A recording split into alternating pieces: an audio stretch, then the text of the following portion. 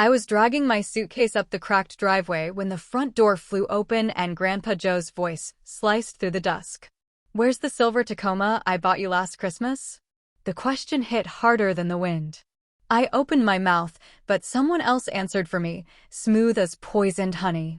That was the moment the whole lie cracked wide open. "My name is Rowan Ellis, 29, and I smell like sawdust and cedar oil because I build custom river table desks in a leaky warehouse down by the docks. It's never pretty work. Resin fumes sting your eyes, deadlines gnaw your sleep, and half the time you're sanding until your fingerprints disappear.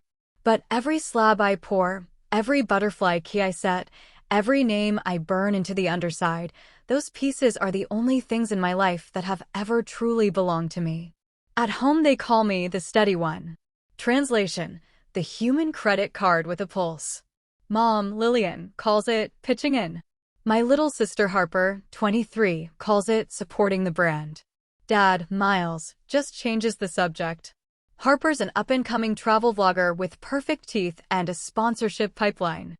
I'm the older brother who quietly paid for the camera lenses, the editing software, the last-minute flights she forgot to budget for. Birth order, apparently, is a lifetime subscription. Grandpa Joe was different. When my side hustle finally outgrew the garage, he showed up with a used Tacoma, matte silver, extended bed, tow package. "You haul epoxy and live-edge slabs. You need something that won't quit on you," he said, tossing me the keys like it was nothing. Mom took the photo, smiling for the gram.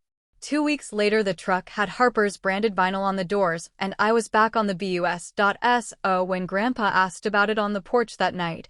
Every swallowed protest from the last 18 months rose like bile. Before I could speak, Mom's voice floated out, light and lethal. "Oh, Harper's borrowing it. Permanently now. Rowan barely drives. He's always in that shop."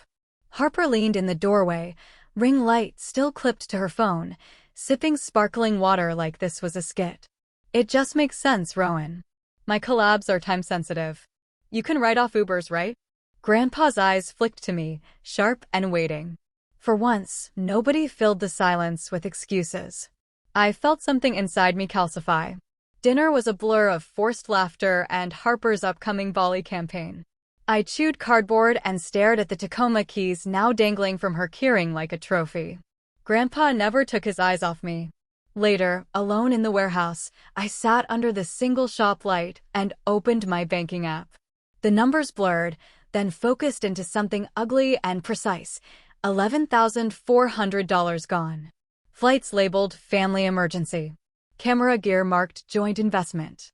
Rent payments I never agreed to cover when Harper's sponsorship fell through. Line by line, the slow bleed I'd called loyalty.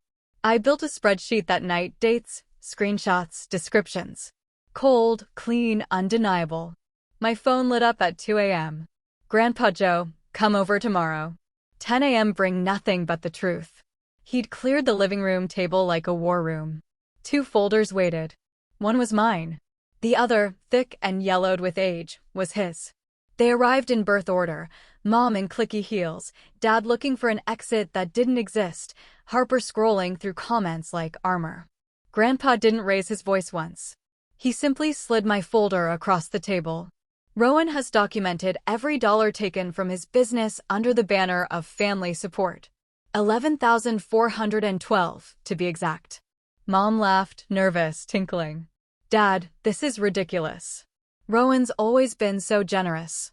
"Generous," Grandpa repeated, tasting the word. "Or groomed to confuse theft with love?" Harper rolled her eyes. "He literally never said no."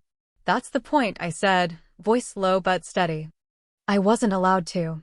Grandpa opened the second folder. "I've kept records too. A trust one started for both grandchildren the day they were born. I came here today prepared to split it."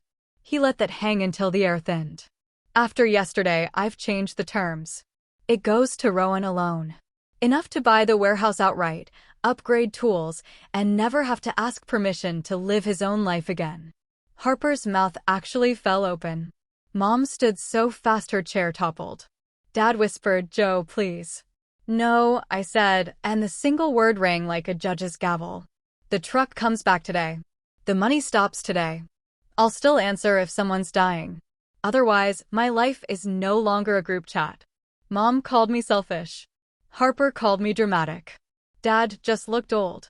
Grandpa placed the new title for the Tacoma in my hand and the revised trust papers beside it. You earned this, he said quietly, by finally refusing to disappear. 3 months later, I own the warehouse free and clear.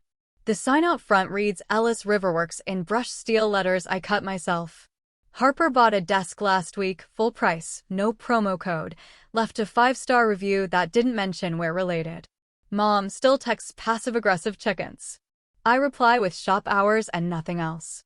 Some nights I run my hand across a freshly oiled slab and feel the grain settle under my palm the same way peace finally settled in my chest. Turns out boundaries aren't cages. They're the moment you stop apologizing for taking up space. If you've ever paid a price for someone else's spotlight, drop your city in the comments. And if this hit close, save this story, because learning to choose yourself is the hardest, most beautiful build you'll ever finish.